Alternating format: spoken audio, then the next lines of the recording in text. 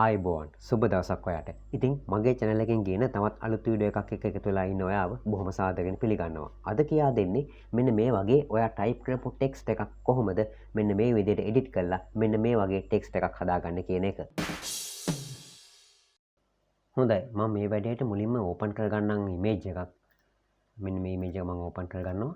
මේ image එක තමයි මම හදන text එකේ background එක විදිහට මම පාවිච්චි කරන්නේ.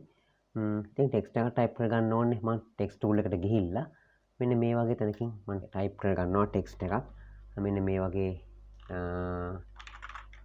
වචනයක් මම ටයිප් කරගන්නවා. මම control එකයි enter එකයි press කරාට පස්සේ ඊට පස්සේ keyboard එකේ V press කරලා මට පුළුවන් මේ විදිහට මේක ඇදගෙන එන්න. ඊට පස්සේ control එකයි T එකයි දීලා මම මේක scale කරලා මේ විදිහට පොඩ්ඩක් හදා ගන්නවා. මේ ටෙක්ස්ට් එක ඔය විදිහට හදා ගන්නවා. හදාගෙන නැවතත් මට enter කී එක press කරලා පස්සේ මේ කරපු changes apply වෙලා text එක ඔය විදිහට අපිට බලා ගන්න පුළුවන්. දැන් තමයි මම text එකට අවශ්‍ය වෙනස්කම් කරන්න යන්නේ. මුලින්ම කරන්න තියෙන්නේ මේක බොහොම සරල දෙයක්. බොහොම කෙටි වෙලාවකින් අපිට කරන්න පුළුවන් දෙයක් මේක. මේ text එක select කරලා මේ උඩ menu bar එකේ තියෙනවා type කියලා.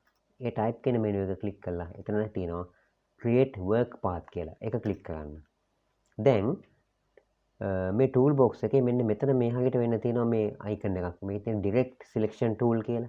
ඒක click කරගෙන ඉන්න. click කරගෙන ඉන්නකොට ඒක උඩ එනවා options දෙකක්. ඒ options දෙකෙන් මේ යට තමයි තියෙන direct selection tool එක. ඒක select කරගන්න. දැන් ඒක auto select වෙලා ඇවිල්ලා තියෙනවා. නමුත් ඒනට වෙන tool එකක් එතන තිබුණොත් මෙන්න මේ path selection tool එක තිබුණොත් එතන ඔයා ඒ නිසා මෙතන මේක click කරගෙන ඉඳලා මේ direct selection tool කියන එක select කරගන්න. select කරලා මම දැන් මේක පොඩ්ඩක් zoom කරගන්නවා මේ canvas එක. zoom කරලා මම මේක මේ විදිහට pan කරගන්නවා. keyboard එකේ space bar එක press කරගෙන mouse එකෙන් මේ විදිහට drag කරලා අපිට අවශ්‍ය විදිහට text එක පේන්න හදාගන්න පුළුවන්. zoom out කරනවා මම මේක control එකයි minus mark එකයි press කරලා. zoom in කරන්නේ control එකයි plus mark එකයි. ඒවා කලින් දැනුවත් වෙලා තියෙනවා මගේ වීඩියෝ වලින්. මම ආයි මතක් කිරීමක් කරේ. දැන් මම කරන්නේ මේ ටෙක්ස්ට් එක මේ direct selection tool කියන එක ක්ලික් කරලා මෙන්න මේ අපිට සාමාන්‍ය මේ ටෙක්ස්ට් එක මෙන්න මේ වගේ පේන edge එකක වගේ ක්ලික් කරනවා පොඩ්ඩක්. ක්ලික් කරාට පස්සේ ඔයාලට පේනවා එතන පේනවා මේ dots වගේ පොඩි points වගේක් පේනවා. මේ points වලින් ඇදලා අපිට මේක මේ විදිහට වෙනස් කරන්න පුළුවන්. පේනවද? දැන් මේ එක point එකකින් අල්ලලා ඇද්දොත් ඔය වගේ ත්‍රිකෝණාකාර හැඩයට තමයි මේ ටෙක්ස්ට් එක ඇදෙන්නේ. මම දැන් මේක undo කරනවා. undo කරලා ඔයාලට ආයෙ පෙන්නන්නම්. මෙන්න මේ dots දෙකම මෙන්න මේ විදිහට select කරලා. ඉතින් මම ඔයාලට මේක zoom කරලා පෙන්නන්නම්. මම මේක ඔයාලට zoom කරලා පෙන්නන්නම්. මෙන්න මේ විදිහට කොහොම select කරලා දෙකම එකපාරට select කරලා මෙහෙම ඇද්දොත් ඒක සම්පූර්ණයෙන්ම ඒ කොටස ඒ points දෙකෙන්ම ඇදිලා එනවා. මේ වගේ වෙලාවක ඔයාලට shift key එක පාවිච්චි කරන්න පුළුවන්. එතකොට මේ වගේ මේක මෙහෙම ඇදේ යන්නේ නැහැ. ඇදේට යන්නේ නැතුව මෙහෙම කෙලින් මේක ඇදෙනවා. shift key එක පාවිච්චි කරාම ඔය වගේ ඔන්නෝම හදා ගන්න පුළුවන්. ඊට පස්සේ ඔයා යන්න මේ අවසාන ටෙක්ස්ට් එකට ඒකෙත් මේ වගේ points දෙකම select කරලා ඔයාට ඕන නම් මේ එක point එකක් මෙහෙම click කරලා ඒක select කරලා අදින්නත් පුළුවන්. හොඳේ ප්‍රශ්නයක් නැහැ. එහෙම නැත්නම් මම දැන් මේක undo කරනවා. මේ විදිහට points දෙකම select කරලා මෙන්න මෙහෙම අදින්න. ඊට වඩා ලස්සනයි මම හිතන්නේ අර විදිහට ත්‍රිකෝණාකාර හැඩයට points ඇදුනා නම්. ඒ හින්දා මම මේක undo කරනවා. undo කරලා මේ විදිහට එක dot එකක් select කරලා මෙන්න මෙහෙම ත්‍රිකෝණාකාර හැඩයට උල් හැඩයක් හිටින්න ඔහොම shape එක හදා ගන්නවා. මම ආයෙනවා මෙතනට මේ dots දෙකම select කරනවා මම. ඊට පස්සේ මේක dot එකක් මම මේ dots දෙකම ආපහු මෙතනට මම ගෙනත් තියෙනවා. මේ විදිහට ගෙනත් තියලා මේ එක dot එකක් විතරක් මෙන්න මේ එක dot එකක් විතරක් මම select කරනවා. select කරලා මේ dot එකෙන් මෙහෙම ඇදගෙන එනවා. ඇදගෙන ඇවිල්ලා ඔන්න ඔය වගේ shape එක හදා ගන්නවා. හරි. දැන් ඔයාට කරන්න තියෙන්නේ මේ හිස්තන එක ක්ලික් කරන්න. ක්ලික් කරලා මෙතන තියෙනවා මේ layer palette එකේ යටම new layer icon එක. මේ තියෙන්නේ create a new layer කියලා. ඒක ක්ලික් කරලා අලුත් layer එකක් දාන්න. දාලා මේ අපි ඇදලා හදාගත්ත shape එක තියෙනවනේ. මේ shape එක ඇතුලේ right click කරනවා. right click කරලා fill path කියලා තියෙනවා. ඒ command එක දෙන්න. දීලා ඔයාට දැන් මේ text එක කළු පාටනේ තියෙන්නේ. ඒ කළු පාටින්මනේ මේ shape එකත් හැදෙන්න ඕනේ. ඒ නිසා මෙතන මේ drop down menu එකේ තියෙනවා color කියන option එක. ඒක select කරන්න. select කරලා මෙන්න ඔයාට color select කරන්න අවස්ථාව දෙනවා. මෙතනින් මේ කළු පාට මේ විදිහට සිලෙක්ට් කරලා ඕකේ කරන්න.